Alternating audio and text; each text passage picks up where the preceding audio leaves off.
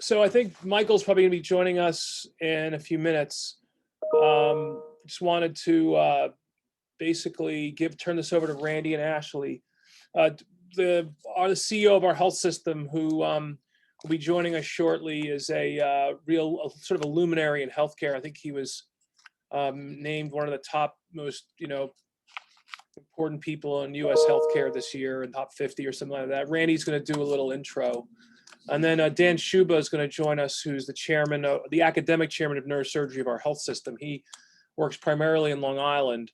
And Dan just came to us from Johns Hopkins, where he really is just a very well-known sacral spine surgeon. He's a cancer spine surgeon, but he's well known for sacral tumors, and he's joined us.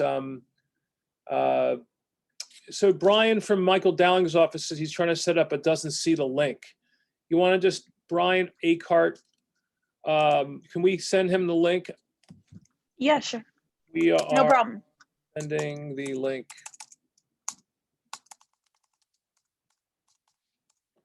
I don't know, or do you have some do you see the message BAQUART at northwell.edu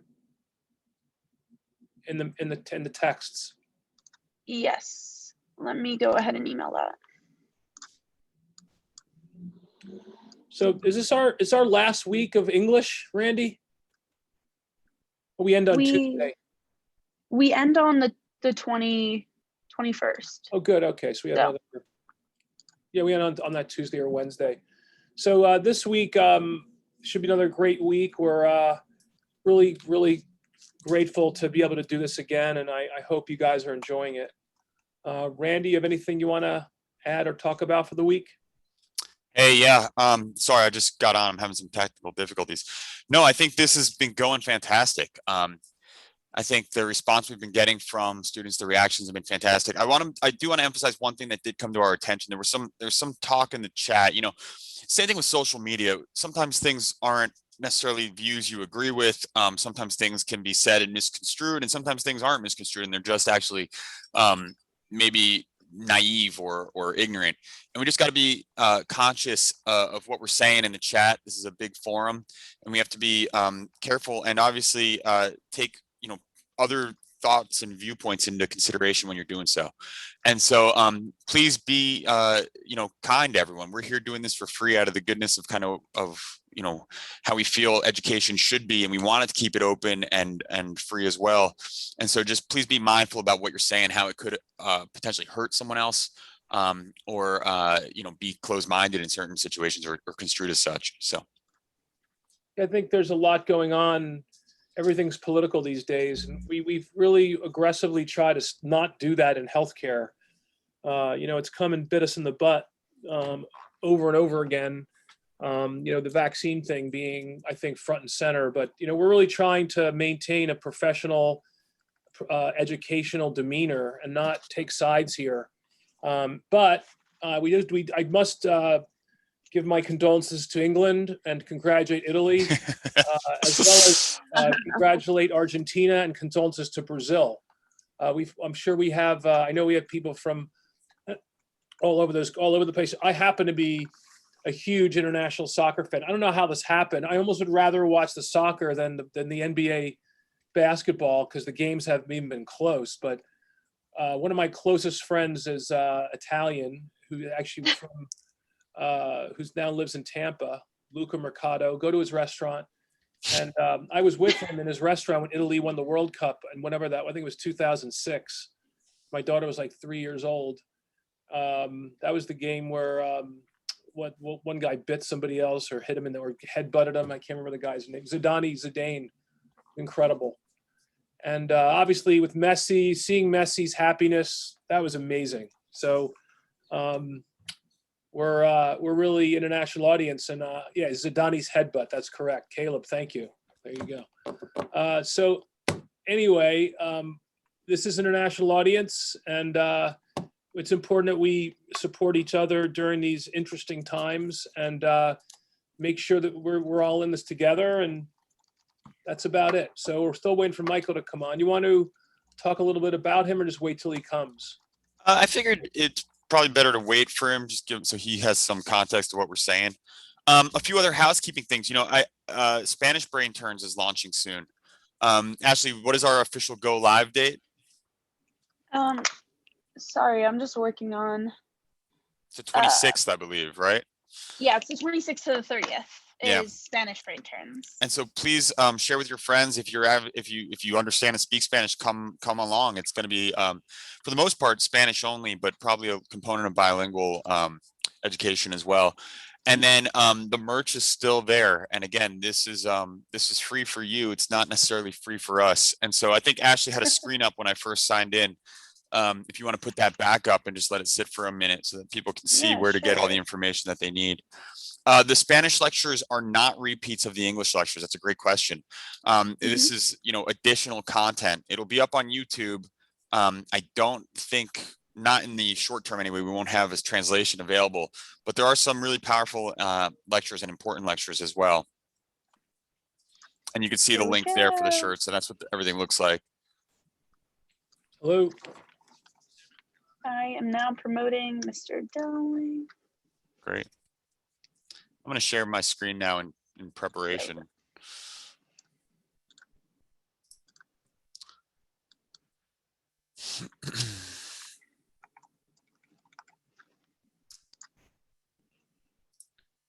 Good morning.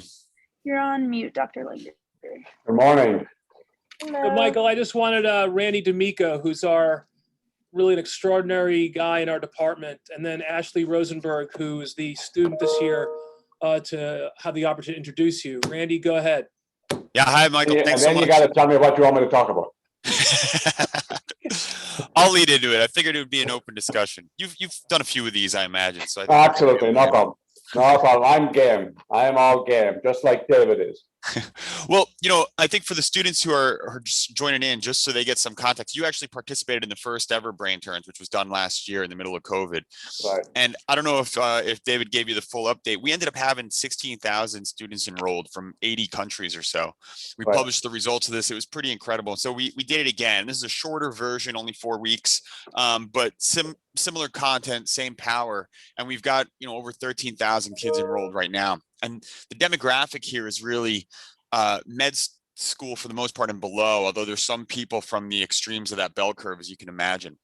For the purpose of your introduction, I thought really hard, over the weekend about how to make that demographic excited, really excited to meet you and understand how they can get experience from you, right?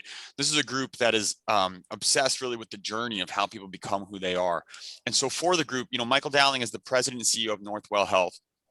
And he's from Limerick, Ireland, and I'm sure we'll get into this a little bit, and it is in the previous talk we had before. And especially your trip to the US is unique and powerful. But you've also in the past held all these unique positions, right? You were a professor at Fordham, director of health education, human services in New York. You worked in government for 12 years. You were senior vice president of Empire Blue Cross and Blue Shield, which is an insurance company, prior to coming to Northwell, which is incredible. And then you came to Northwell, and since then you're a member of many prestigious boards and academies, and all having to do with healthcare and social services for the most part. And I think the important thing here is what you've done at Northwell. And for the people involved to understand what Northwell is and why this is so important, right? You're talking about the largest healthcare provider in New York State. I mean, you're at the head of a workforce of over 75,000 employees, which is immense. And I don't understand how you do it on a day-to-day basis with an enormous annual revenue that you kind of have to, position between these institutions. 830 outpatient facilities, 23 hospitals, providing care to over 2 million people. I imagine well over at this point every year.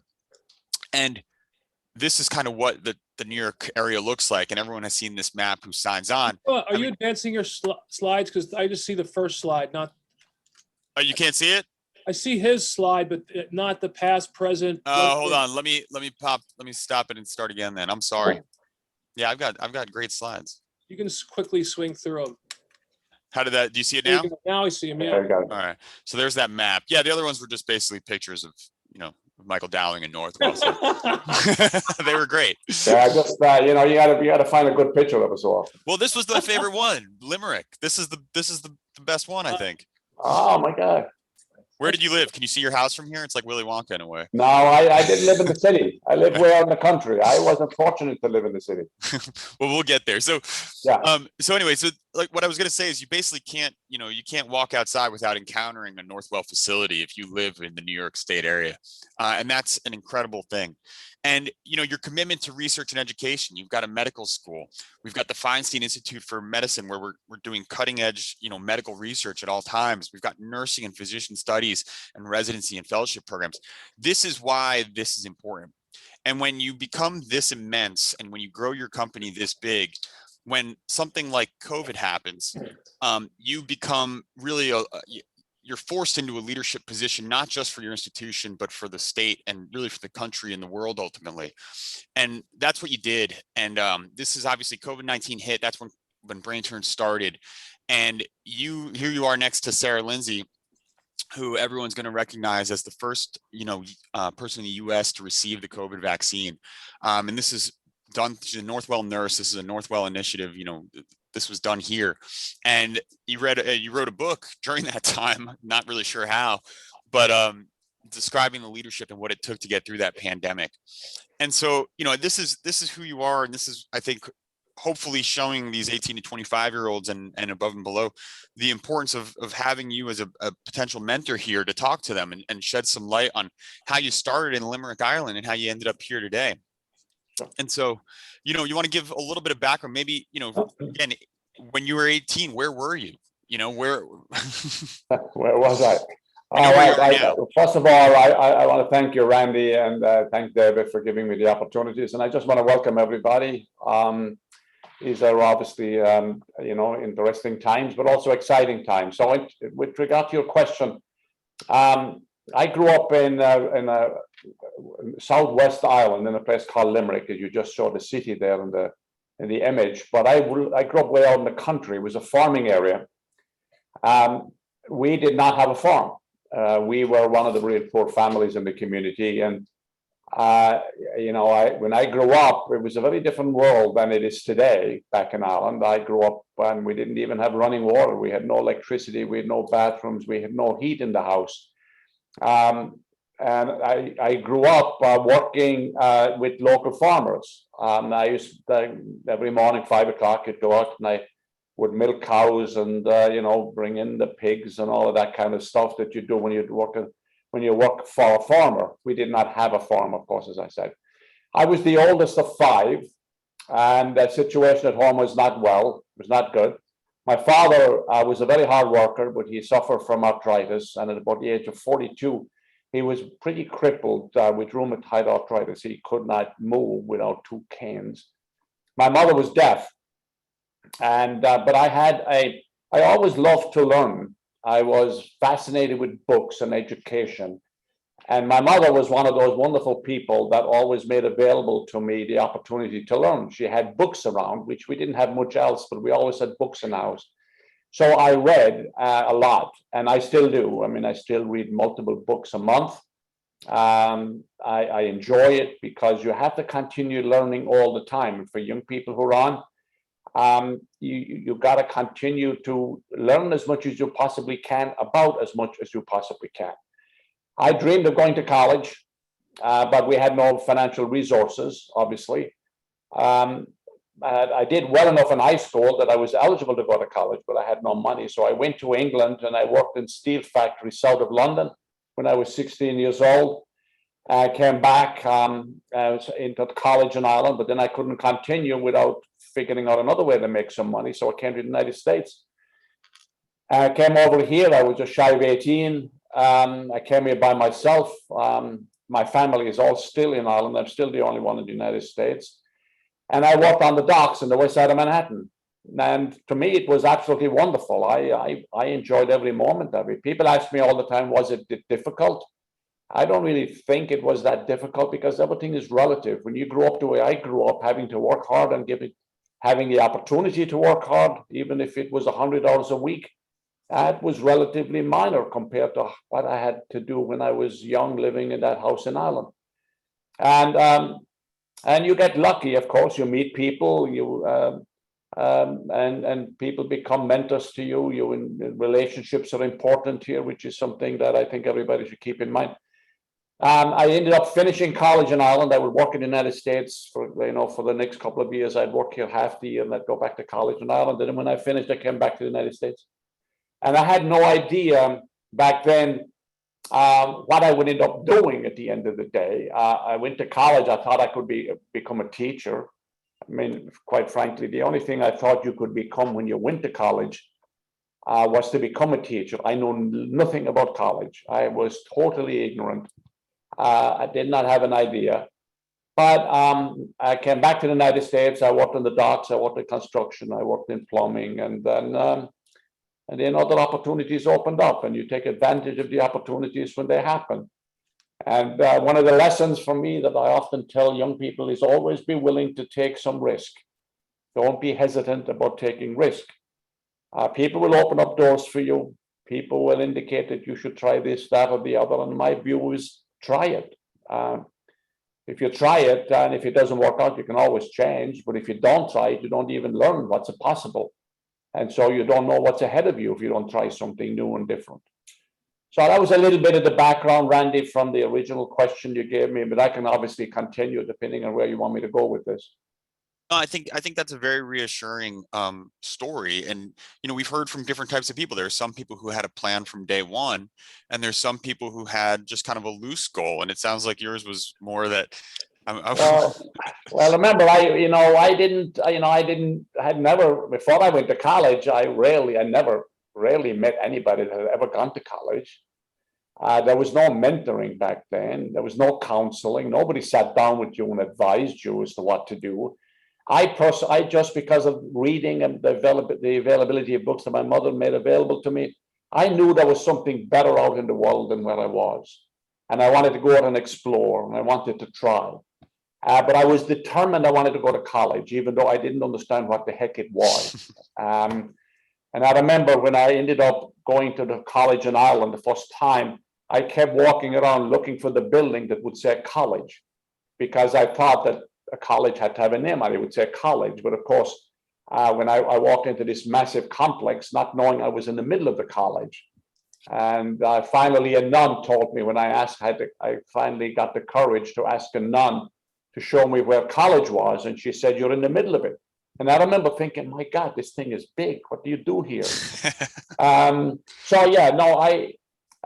I was willing to explore. I wasn't afraid of trying new things. And I had been on my own since I was 16. So it wasn't for me that difficult. The most difficult part of it all for me was being separated from my family, because I was over here. Remember, this was at a time when you had no phones.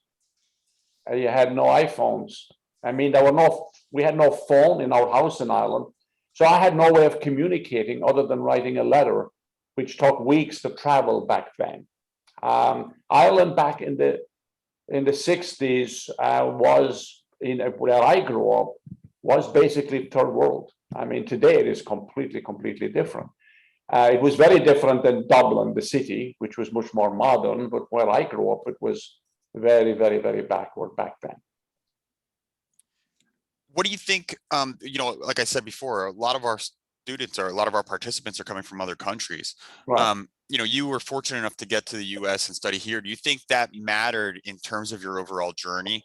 You said relationships also matter, from a perspective of coming from an overseas, nation. Well, I mean, travel is a lot easier today in many ways than it was back then. And I think it is very, very important to explore different cultures, different nationalities, different countries. Coming to the United States was a real eye-opener for me. I mean, I had read about it. And I remember walking down the streets of Manhattan a couple of days after I arrived and looking up at the tall buildings and looking at the diversity of the population. And just fascinated with the energy and with the possibilities that existed. It was all new. And so I think it is very, very important to explore as much as you possibly can. Go to different places. And it's much more convenient to do that today. than it was back when I started. And also, everybody that you meet influences you in one way or another. You're always influenced a little way by almost every interaction that you have. It may not be obvious at the moment. You may not see it, and you may not be able to understand it immediately. But every time you interact, it's a learning experience. And people, can be very, very helpful. People will make suggestions. People will talk to you about new things. So be a sponge, maybe just be a sponge, take it all in, try to understand what did the person mean by this. And then you have people that'll take an interest in you. I mean, I had people that took an interest in the fact that they knew I liked to learn, and they would talk to me about college, and they would talk to me about other things. And I began to develop relationships with these people. And in many ways, although I can't pick out one person in particular that guided me along the way, it was in many ways a combination of those various influences. And I ended up, as I said, I worked in construction, and if you work in construction, you learn an awful lot from construction workers. If you work in the docks, you learn a lot from longshoremen. Believe me, you learn a lot. Some of it you can't talk about in forums like this, but you do learn a lot. And then I decided to go to college for my master's degree, and I went to Fordham University. And that was an all other, I remember thinking, I can't believe I'm going to get my master's degree. I mean, that to me was extraordinary. But as every step that you take, it allows you to build confidence, build perspective, etc. As long as you're open to new ideas and you're willing to learn. So I ended up getting my master's at Fordham. And then it wasn't too long after that they asked me to come back and teach a course. But I've always been somebody that's got very actively involved in everything I've ever done. I've always been on, if there's a leadership council that is being set up, if there is a dean's council, I always have volunteered to go on those because, again, you learn from it. And then I was asked to go back teach at Fordham full time. I ended up on faculty at Fordham, standing in front of a class, and I would say to myself, my God, this is a long distance from the little village in Ireland where I grew up. And I was at Fordham University. I became the assistant dean of Fordham in the Lincoln Center campus in Manhattan. And then I got a very lucky break where the governor, Mario Cuomo, the father of the current governor, was elected governor for the state of New York. I did not know the person at all. I'd never met him. I had not been involved in politics. I had not campaigned, nothing.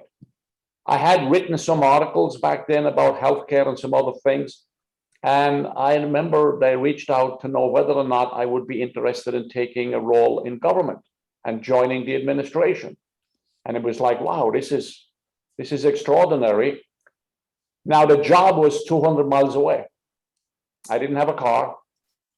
It was in Albany, the capital of New York, which is not New York City. It's the capital is further north. And I said, what the heck, at Fordham, I was doing okay, but this is a whole new, a new opening for me. So I said, okay, I'll take the job. They offered me a nice position. I said I took it. I didn't know anything about government. I was never, had never been to Albany. I didn't know how to get there when I took the job. I figured I'll take the job and then I'll figure out how to get to Albany. And I ended up, as you said in the introduction, I ended up joining the administration and within a couple of years becoming the top person for the governor. And I was the head of health and human services of the state of New York. And that was a learning experience because all of this was relatively new. So you had to study. I would stay up all night trying to learn stuff because I knew I had meetings the following morning. But this is no different from what a lot of people do. I mean, this is no different from what you do when you went to medical school. You stay up at night and you work hard. But being in government was a phenomenal experience because you get to see a different part of the world. In government, and I was in charge of all health and human services, which was substance abuse, alcoholism, all the welfare stuff, all health, all education, child abuse, foster care, adoption, all of that. And you do get a sense of the underbelly of society when you work in government, because you get to deal with issues that most other institutions in society cannot deal with, like drug abuse, like child abuse, the crack epidemic, the homeless crisis, the unemployment. And you're sitting there forced to try to figure out how do you deal with these kinds of issues that are so complicated, and you get criticized a lot for it, and the media is all over you all the time. So you have to get used to how to deal with the media, how to deal with reporters, how to take criticism. Even though you'll be criticized for something that you didn't create, you have to be tough enough to be able to handle it. I did, as you said in the introduction, I did 12 years, phenomenal experience. Working with the governor was extraordinary. I mean, every time I was with him almost every day. A brilliant mind, and and a brilliant speaker, wonderful behind the podium, and all of that you learn from. You learn how to do things differently. You become more confident. And what's important here is to become confident, but have a degree of humility. It is not to be so egotistical that you think you know it all. And I come across a lot of leaders that have the title and they say, oh my God, I have a title. Look at me, I'm the CEO. Therefore, I'm special. I'm better than other people. That's not something that will make you long-term successful. Combining strength and strong ego and strong perspective with a degree of humility. Be a regular person, normal person, decent person. Be kind to people. Have a lot of integrity. Be trusted. If I shake somebody's hand and I make a commitment, that's going to stick. I don't need a written document. I'm going to commit to it. If I make a commitment, I'm going to stick with it. And those attributes are very, very, very important in government, because so much of what you can get done, and it's not just in government, it's in every organization, is trust. If people have trust in you, and you can trust them, you can do an awful lot. And then I left government. I went into insurance business for a while. I almost, by the way, took a position in Europe. I had been part of a committee out of Vienna, the Institute for Human Sciences in Vienna, that was working on the transition when Eastern Europe opened up and the wall came down. I was part of an international task force that was working on those issues. So I was offered a job in Vienna. So I toured I used to go to Prague, Vienna, Budapest, Warsaw on a regular basis, and to host meetings.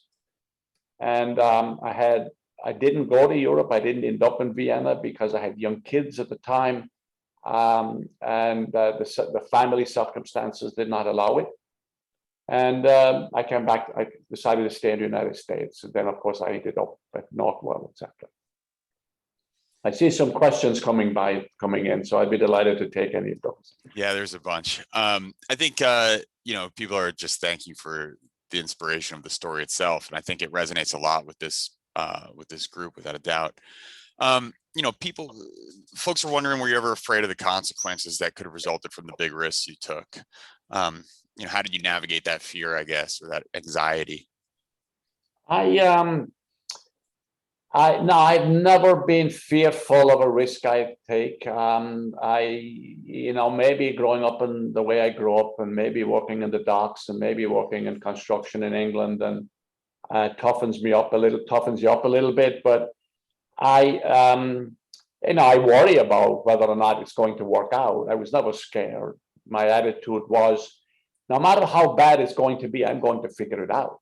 I'm going to make it work. And if I can't make it work, and if something is going on that I find that my values cannot live with, then I won't stay. But you can actually overcome almost everything if you have a positive attitude, be upbeat, and believe on the philosophy of can do. I can do it. If you don't have hurdles along the way, you're probably not going anyplace. Obstacles are learning experience, and they're all opportunities. When people ask me, how do you deal with challenges? My answer typically is I don't believe in the concept of challenge. I believe in the concept of opportunity. Every challenge is an opportunity. If you look at it through the lens of opportunity, you see it differently. If you look at it through the lens of challenge, it's like, oh my God, how am I going to deal with it? The other way, you say to yourself, I'm going to figure it out. And it's the process of figuring out. That's how you learn. That's how you grow. But if something comes at you that is totally inconsistent with your value set, somebody is doing some very, very nefarious things that you don't want to be live with, then you step away from it. But other than that, you deal with it. Remember, there is somebody once said that it's not what happens to you that matters, it's how you respond that differentiates you. It's how you respond to things that defines you. Things will happen. It happens in families, it happens in any endeavor you go into. So no, I never get scared. I'm like Dave Langer. He never gets scared. I mean, the only person who scares me is Dave Langer, because he's always stretching me to figure out how to deal more with technology and et cetera, et cetera. So, but no, be confident, be upbeat, and have a can-do attitude. Well, I think your trajectory overall and your background probably influenced your core values. And I think people are commenting a lot on your core values, which seem to have a strong sense of whether it's, morality or ethics or ideology, any of those things or all of those things. At this point, obviously, when you're commanding such a system that's so enormous, you have advisors, I imagine, and people have to present ideas to you because you just can't, there's not enough time in the day to know everything about everything, right? So how do you keep that core set of values? How do you keep yourself from being swayed by someone who may have an ulterior motive or some outside forces that are leaning on you? Well, it's many ways. The way I look at it is relatively simple, is that, treat people well, do what's right. Understand the concept of community. I believe in trust. Don't do anything illegal, but also don't do. And you got to be careful these days. One message, by the way, I would tell everybody: we're in the world of technology these days. Be very careful what you write in emails. The number of emails I see from people where they write extraordinarily stupid things that, when taken out of context, can mean completely different things than what you may have intended. Or they write it so fast, I'm not careful with the English. I do not do emails, which may surprise everybody. If I have to deal with an issue, I deal with it in person. I go out of my way to deal. I'll talk to the people. I'll send an email saying, have a happy holiday, have a happy weekend, that kind of stuff. But I stay away from doing long memos describing policy issues, etc. Another way to answer your question is that you spend a lot of time hiring the right people, people with a positive attitude, people who, especially in healthcare, people who care about doing the right thing, who are in the business of making sure that everything they do is about improving the lives of somebody else and the life of somebody else. I tell people all the time in the business here that you don't have a job at Northwell, you have a responsibility and an obligation. And if you look at your role that way, responsibility and obligation to do the right thing consistently, I think that's very, very important. And hiring the right people. I just came out, going back to your question about advisors, I have a very, very strong, competent, positively thinking group of leaders in the organization. I just came out of a meeting for the last hour and a half with my senior leadership. And after I finish this meeting, I go and I meet with all new employees. We hire 170 to 200 people a week. And I meet with them all for a long period of time every Monday morning. It starts this morning at 10 o'clock. Right now, because of COVID, although we're emerging from COVID, I do it by Zoom. But up until COVID, I was doing it in person. And we will be back doing it in person again in the fall. And the reason I do that is if we bring a lot of new people into the organization, it's important for them to know who the CEO is. It's important for them to understand what we're trying to do as an organization. It's important for me to see who we're bringing into the organization. And I've been doing this every Monday morning for 21 years. But you can't know everything, and I don't know everything. You never know everything. The more you learn, the more you know you don't know. But if you hire the right people that you can trust and put in the right places, people that can work together as a team, then it makes life a lot easier. So it's all about the team you put around you. And I would say also to people, be careful, pay attention to the team you may be joining. Understand who they are. Is that the group you want to be part of? If for whatever reason the group is not consistent with your value set, then you have a decision to make. But most of the time, that's not going to be the case. Michael, thanks. I wanted to, take a second. I think Dr. Shuba just joined us, who I think you've met probably at this point. Oh, Dan. Oh, my God. Yes. Another wonderful leader, and delighted to have Dan as part of our organization. So for the brain turns, Dan Shuba is the new chair of neurosurgery for the entire Northwell system. And, we welcome him. He's actually going to do a session with Dr. Langer, I think, independently at some point too. So how you doing? For having me, Michael. I was listening. I just joined the panel here, but I've been listening the whole time. And I had a question for you, which I think I'm challenged by, and I think the younger people are definitely challenged by. And I want to give the natural tension of, we got to put time in to become good at things. We got to, work at things. We got to develop things. We got to listen. And then we all have this low attention span where things happen instantly, and you have social media and you don't call someone back, things change. So as you're a young person thinking about going to medicine or into healthcare, what is your suggestion for young people who might be looking at a training that takes them years, and maybe some of their friends are getting jobs in 2 minutes and changing jobs and going into business, and this kind of dynamic between putting the time in and also, the ADHD that we all have with social media? What's your advice for this kind of, tension? Well, I think, think a little bit, in detail about what it is you want to do. Take the long view. I always take the long view rather than the short view. Even when I'm looking at what Northwell and our organization should be doing, I always look 5 to 7 years out. I'm not somebody that looks just next month or the next 3 months. And sure, there are friends, there are people that you'll say will take a job very, very quickly while you're in training for the next 5, 6, 10 years. But if you stand back from it, those people may take a job, but over the course of those years, they may have taken 5 jobs. That doesn't mean they'd stay in that job forever.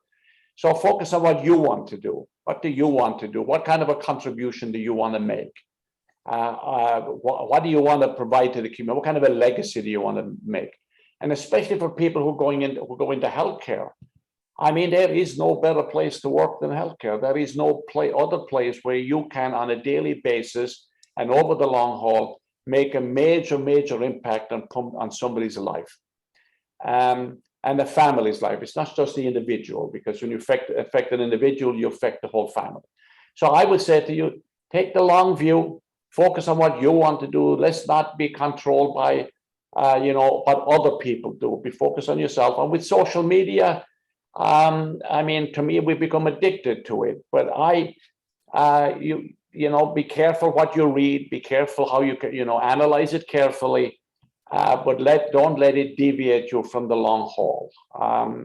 And I think that's where the strength of personality comes in. And not to be, it's like if you meet a group of friends that want to go and do some things tonight and go party, etc. You got to be able to stand back and say, no, that's not what I want to do. I want to stay focused on what my long-term goal is. I'm not going to be swayed by this. That you got to have some strength of character to be able to do this and not go with the crowd. I've never been a groupie personally.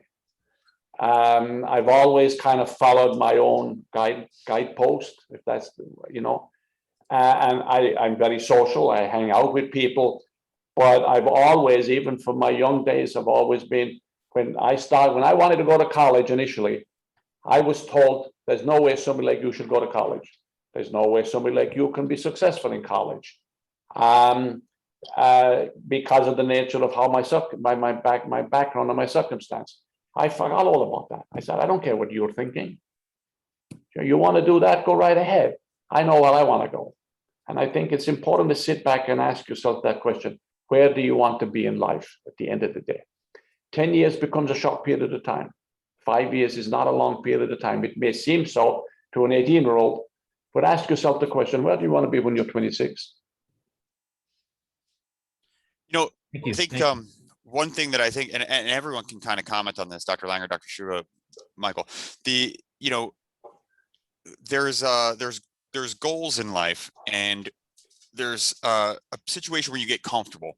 And in medicine, we see this a lot as you get older, and people rest on their laurels, right? You achieve some level of success, things become comfortable, and you just do what you've always done. And, and this is a nice bridge into how you reacted and responded to COVID. You were innovative, right? You kind of took charge, you led the pack here. And Dr. Langer, you did the same thing with our department in the middle of COVID. And Dr. Shu, I know in terms of a research standpoint, you've really pushed the limits of neurosurgical oncology. How do you stop yourself from resting on your laurels? How do you push forward? And how do you kind of keep that motivation to go? I mean, for me, it's, I mean, if I had a week where things were not a little bit chaotic and there wasn't really challenges, I get very, very bored. I mean, to me, the excitement in life is having new, different things that you've got to deal with on an ongoing basis. If you keep learning, if you keep reading, if you're working in a particular area and you look at other businesses in the same area, and you want to continually improve. It depends on, where do you want to be? The other thing I did, I was an athlete at one time. I played in some of the top teams in Ireland as a kid. And you can never get satisfied in winning a game. You've got to play and say, okay, how am I going to win the next game? How am I going to win the championship? When people ask me how I feel, I say, I live in a perpetual state of relative unhappiness. Because being a little bit unhappy is what drives you to get better. So it goes back to the fundamental question of what do you want to do? You want to just exist, or you want to make a difference? You want to change things, or you just want to kind of go to sleep? No, you push yourself to change, and especially if that's what education should be doing for you, is forcing you to be thinking about how you can improve the circumstance you're on, as well as other people's circumstances. To me, when I get up in the morning and I think about my schedule for the day and there's something crazy and wacky about it, that's when I get excited. COVID, by the way, as difficult as COVID was, you're looking at this invisible enemy and you're saying to yourself, there is no way that invisible enemy, COVID, is going to beat us. We are going to be creative enough that we can beat it. Some people would complain and say, oh my God, look how bad this is. I'm going to sit back as I'm already self-defeated. I can't handle it. Now, my attitude is, it's an opponent and you're going to win. And you're going to be creative and you're going to be smart about it. So I think it's kind of pushing yourself that way. Everybody's a little bit different, but don't let yourself get too happy. That may sound like a little bit difficult for people to get their arms around, but if you're a little bit unhappy, you're always pushing yourself to get better.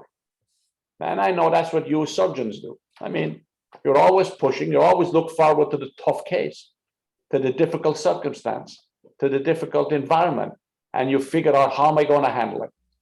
That, I think, is what separates the people who are going to make a change in life, like, vis-a-vis the people that don't. Thank you, Dr. Langer, Dr. Shuba, anything to add to that? I mean, I think Michael once said to me, surgeons don't always make the greatest leaders. There's a big difference between a neurosurgical leader and a leading neurosurgeon. It's easy to focus on things that make you happy, and breaking out of that and starting to think about what to have a larger impact, and then you fail, and then some things don't always go your way, and then trust me, it's tough sometimes to handle that, because we're all ambitious. But you learn more from that, I think, personally, in many ways, because how you handle that, how you incorporate that into yourself and into your sense of self-worth makes you a better person. Then you can go on to your next challenge, and then you carry that with you, and you're better than you would have been. So, I think being a doctor these days, the bandwidth that's required for physicians is way different than it was certainly when I first started, and probably when Dan first started. Like, Dan got an MBA.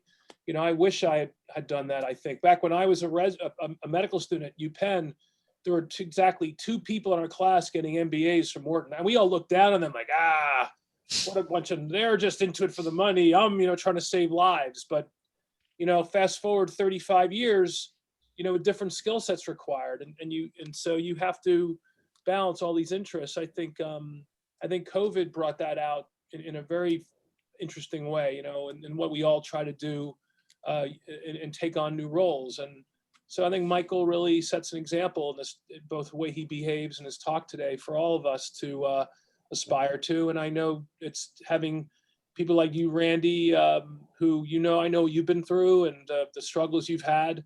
We as now that we're leaders, we have to be sensitive to that and give, and not just not let the same things happen to us. Find ways of helping people get ahead. And I think you're doing such a great job with this, and have great people like Ashley. And I'm so glad Dan joined from the system. We're all in great shape.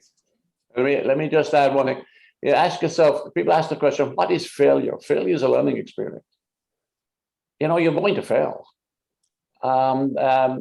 Churchill had a wonderful phrase. I think it was Churchill who said that success is going from failure to failure without a loss of enthusiasm.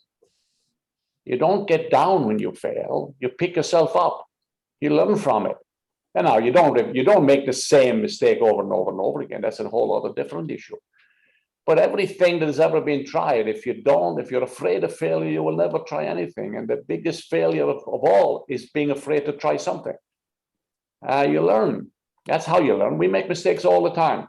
I make mistakes every day. If I didn't make a mistake, it means I didn't do anything today, or I didn't try anything. Now you correct quickly. It's how you correct and how you adapt and how you learn. And so failure sometimes has a negative connotation. And my view, it's a big part of being eventually successful, is being able to handle failure. Yeah, I would just add that I completely agree with what's been said. And I would just kind of echo and amplify what's been said for the younger people out there, that, even another way to think about it is one, if you're status quo, if you're staying where you are in the race, or in the trying to become an expert or trying to become special, you're getting passed. There is no status quo. It's an illusion. It's an illusion that there's status quo. I'm just going to stay here. Everything else is going to grow bigger around you. So you always have to compete. And people who are restless, like Michael Dowling and David Langer, myself and Randy, I mean, we get restless if we're doing the same thing over and over again. But I would say to the young people that you have to take risk in order to enjoy the reward. And so when you feel like you're risking something, hopefully not your life and your limbs and just, but if you're risking some confidence, you're risking some popularity, you're risking some embarrassment, you wouldn't be able to gain anything. So when you feel that, well, as young people, when you feel that you're risking something amongst the peers, that actually is something that you should learn to listen to, like Mr. Dowling is saying, because it represents that you're stretching. You're stretching and you're trying new things. So when you feel that, don't shy away from it. I know it's not natural to feel that, but you're at a point in your lives now where you're not 5 years old and touching something that's hot and you want to stay away. You actually are more nuanced. If you see something that stretches you, maybe go toward that rather than away. So I completely agree. Thank you. I would say that it's like everything is possible. Who would have ever thought from my background that I would be doing what I'm doing today?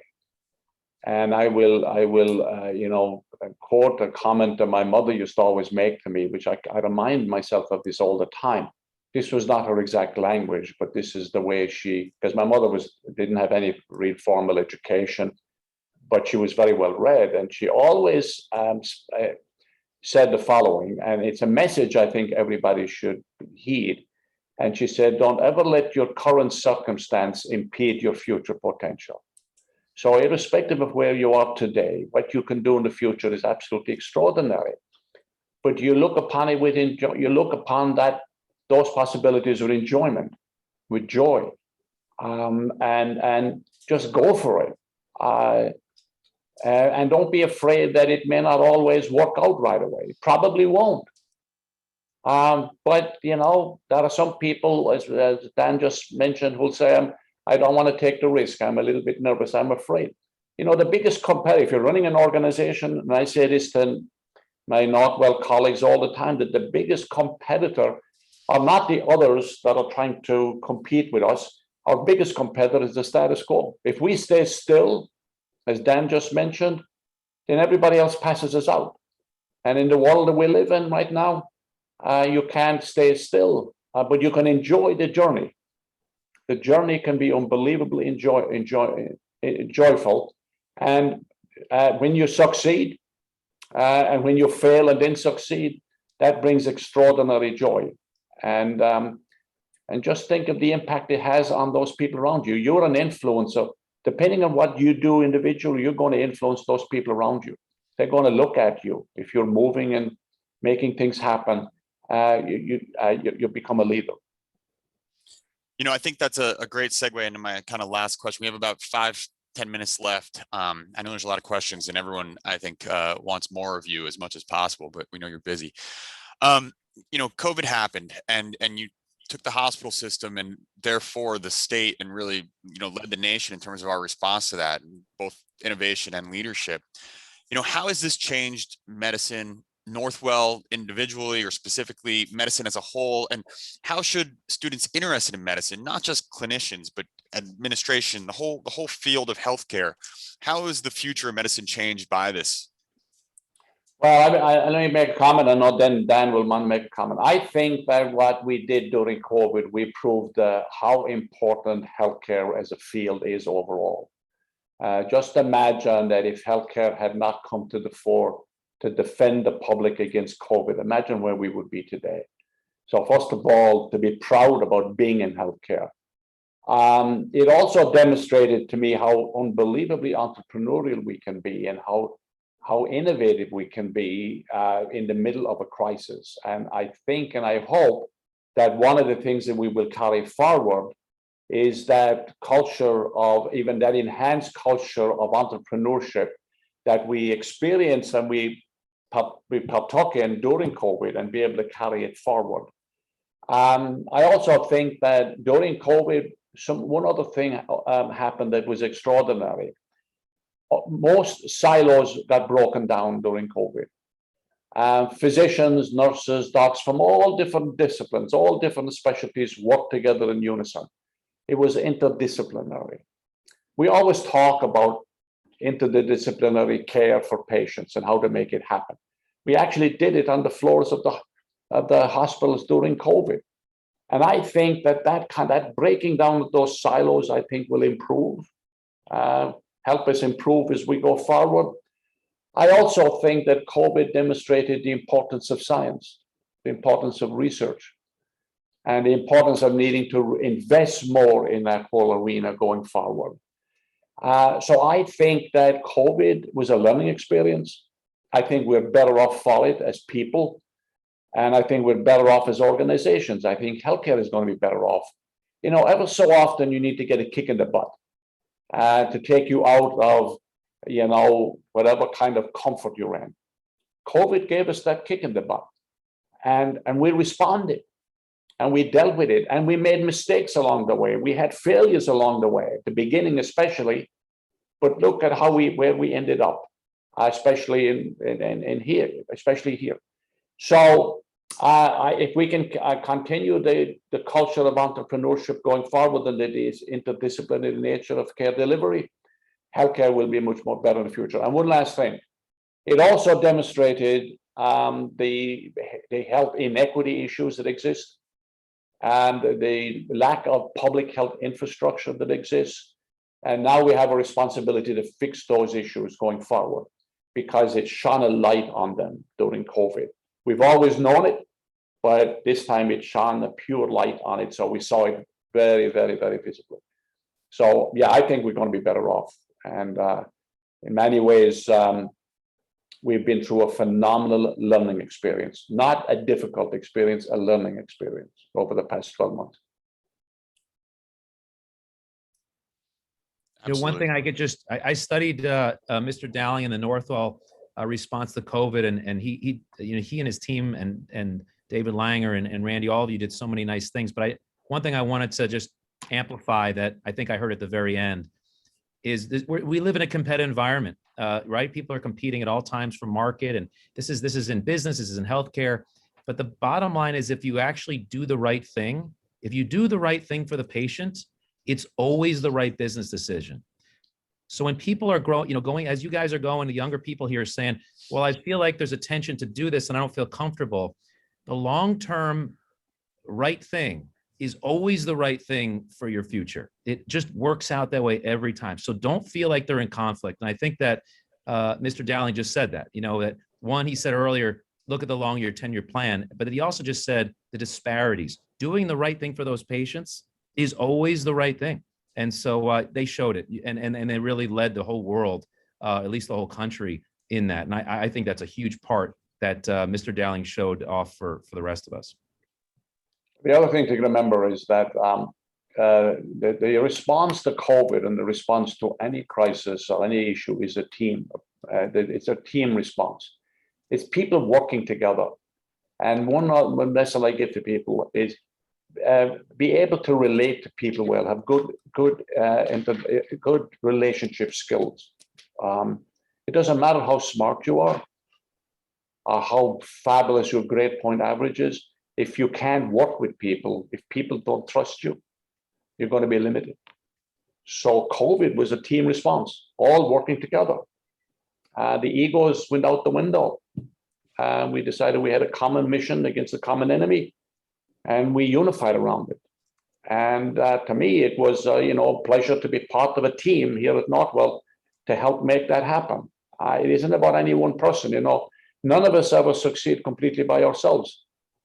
Almost impossible. We may like to think that we succeed by ourselves. I didn't get to where I was just by myself. I obviously had a lot of initiative, etc., but I got here because of the help and the mentoring and the support of an awful lot of other people. And that's very, very important to keep in mind. And also keep in mind the roles that your families play. Your families are a big part of your support systems. And don't ever forget where you came from. Irrespective of your circumstance, wherever you get to, always look back and don't forget where you stood at the beginning.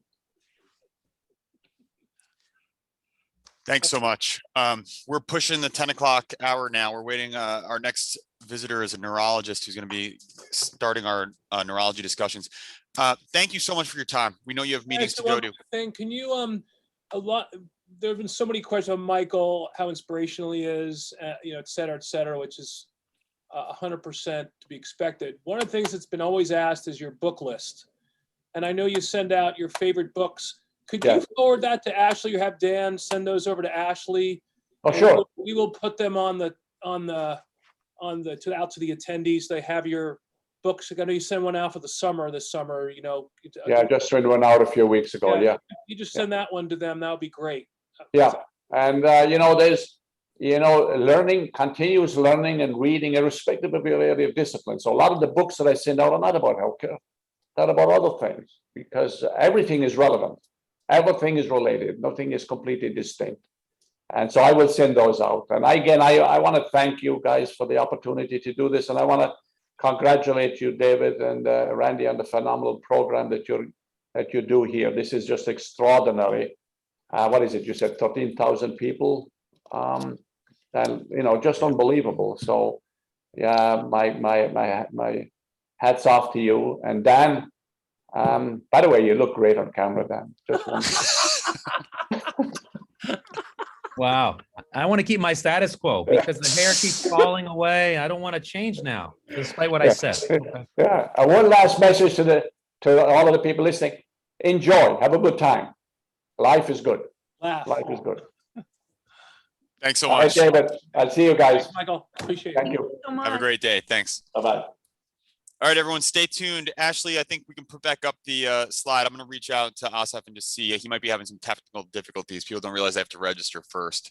We'll get him on here soon. We have a great day for the rest of the day. We have a great week for the rest of the week. We have a great month for the rest of the month.